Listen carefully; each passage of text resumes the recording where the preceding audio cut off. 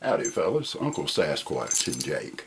We've been talking about Remington revolvers in the last couple of episodes, so today I wanted to talk about Colt revolvers and their entry into the cartridge market. A little bit about cartridge guns and how they came about. A gentleman by the name of Roland White developed and patented the bored-through cylinder. As you notice in this percussion cylinder, the back of it's fairly solid. He came up with the concept of boring all the way through so you can insert cartridges from the back. And I think I read somewhere that he worked for Colt at that time, and he approached Sam Colt with the concept of a bored-through cylinder, and evidently Samuel Colt was a bit of an egocentric person, and he fired Mr. White. So Mr. White got with Smith & Wesson, and Smith & Wesson bought the rights to his patent. He was paid a royalty for each gun that was sold using his bored-through cylinder concept.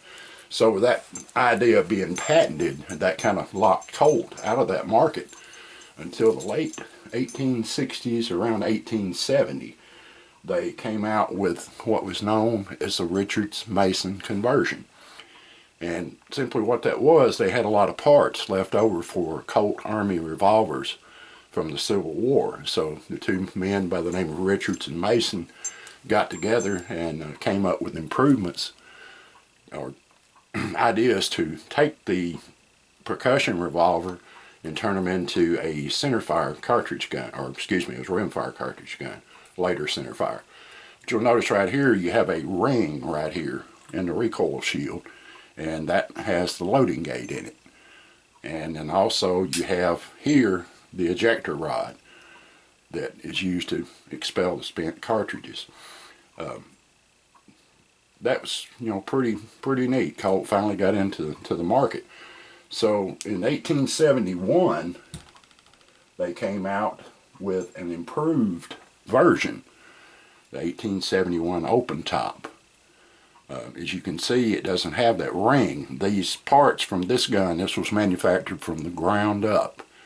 The parts from this gun would not interchange with the parts from the conversion gun. So this was totally a ground built up gun. And in 1872, they improved it again and submitted that model to the United States military. And they didn't really like it. They wanted something with a stronger frame, so that led to the development of your 1873 Peacemaker. Probably more familiar to you guys out there that's not into these old wheel guns, these old revolvers, cowboy guns. I mentioned in the Remington video about Colt having the sight notch in the hammer. I hope you can see that on the camera right there. But that lined up with your front sight, and as I mentioned, Colts with that type of sighting arrangement tended to shoot just a hair bit high, sometimes as much as a foot high.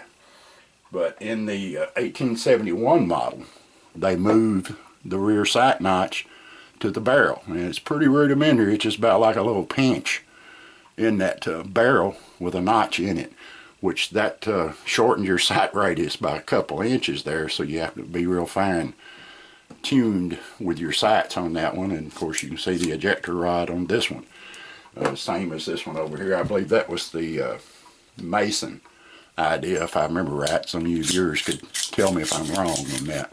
You can see the ejector rod on the Richards-Mason conversion. Pretty neat old guns. Very few beautiful pieces of history. These two were also manufactured by Uberti as well. The conversion is 45 Colt. The 1871 open top is in 38 special, and you can also shoot 38 Colt in it, I believe. Been a while since I looked at this thing, but I believe I'm correct on that. But anyhow, I hope you enjoyed watching this and you learned something from it. And keep your powder dry. Mind your top knots, pilgrim.